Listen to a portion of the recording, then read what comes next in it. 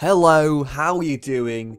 Today we're going to be finding out if the England 23-man squad for the World Cup can win the Premier League. I've put them in West Brom because they came last year in this year in the Premier League, so I thought that'd be fair. If you put them into a top team, then it would not really be a fair result. If you took out Liverpool or Arsenal or something like that, it wouldn't be a fair result, so I put them into one of the bottom teams, and we'll simulate a season. I'll show you various parts of the season for the league table. I'll show you the cups, and I'll show you the play stats at the end. Will this team be good enough to win the Premier League in FIFA in one season? You can see some of the players on screen.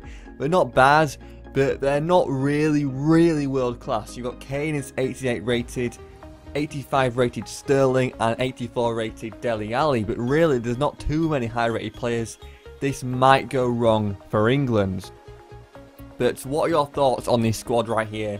23 players going to the World Cup. How well do you think England will do? And if you don't think they're going to win the World Cup, then who will win it? We've got Brazil, France, Spain, Germany, some very good teams. Belgium as well. There's some incredible teams in there. Unfortunately, it's looking like Salah will miss out, which is going to be a real disappointment. But hopefully it's still a very exciting World Cup. And I've also put the same tactics as the England team on FIFA, so it's as fair as I can possibly make it.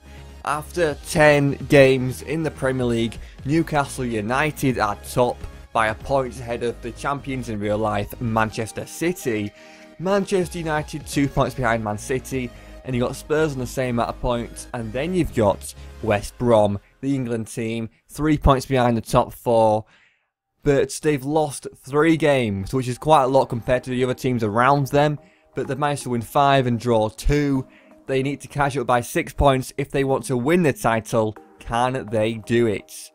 So at the halfway point in the season, 9 games later, West Brom have fallen down to 6th place, only getting 13 points in 9 games. Not great, losing 7 in total this season so far.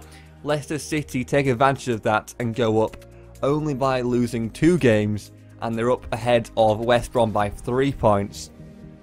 And West Brom also have Liverpool. Manchester United having a bit of a struggle in the last few games, going down to 8th place. Will they come back and do something and overtake West Brom, pushing them further down into the mid-table spots? And West Brom are now 15 points behind Spurs, the leaders, who are cruising 6 points clear of Chelsea. This is looking quite interesting, but it's looking like a Spurs win for the title. So now we're getting towards the end of the season. 30 games or 29 games have been played. A recovery from Manchester United, now within goal difference away from West Brom. Actually, they've got the same goal difference, so it's just based on the amount of goals that have been scored. So 8 goals between them. And also Liverpool on the same amount of points as West Brom. Manchester City a few points ahead of them, and then Spurs even further ahead, but their lead has been diminishing quite rapidly, but they've still got a game in hand on Manchester City. Can West Brom secure this Champions League spot right here? So at the end of the season, unfortunately, they've been pushed out of Europe in 6th place, 64 points, 6 points behind Liverpool, and then a further 4 points behind Manchester City. And Spurs just managed to survive at the top there by winning by only 3 points after having a massive lead early on in the season. Manchester United in 2nd from a great recovery in the second half of the season. Chelsea on the same amount of points coming 3rd. So West Brom don't do too bad, 64 points. And if you look at their team that we saw at the start of the video, that's not too bad at all, because they had some good players in there. Harry Kane, Sterling, Dele Alli, but then the rest of the team was fairly average. It wasn't really too special. So it'll be interesting to see how good they are in the World Cup, and if they can perform better than the ratings they have on FIFA. So now we've got the FA Cup to look at, and Arsenal win against Chelsea 1-0 to win the FA Cup.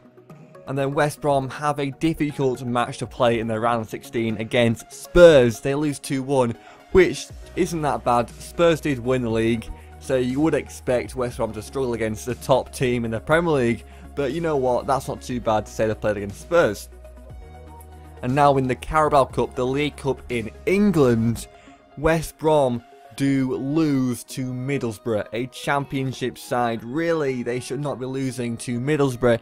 It was a bit of an upset, but they managed to score 2 goals but only conceded 3. It could have been worse, I suppose, but that is poor from West Brom. Chelsea then go forward there and win to beat Newcastle and win the FA Cup 3-0. And now we'll look at some of the player stats, top scorers, assists and clean sheets. So we've got, for the top scorers, Harry Kane being a top scorer for England, for West Brom with 12 goals. And that's it for the top 15. And then we go into the assists, and Henderson absolutely destroys it this time.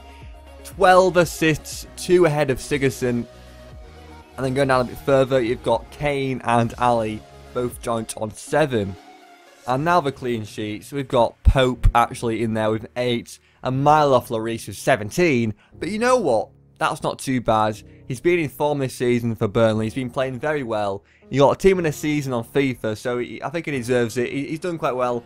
And if he gets a good chance in the England squad for the World Cup, I think he'll be a star. I really think he'll do very well.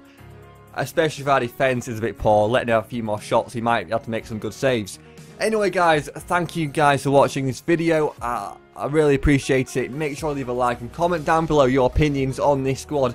I want to hear every single one of you, especially if you're an England fan. I want to hear you shout your opinions in the comment section, and I want to see what you think about each player that's been in the team. Is there any weak points, any strong points? Who's your favourite player in the 20-man, 3-man squad? No, give me your thoughts in the comment section down below, and you will hear me later in the next video.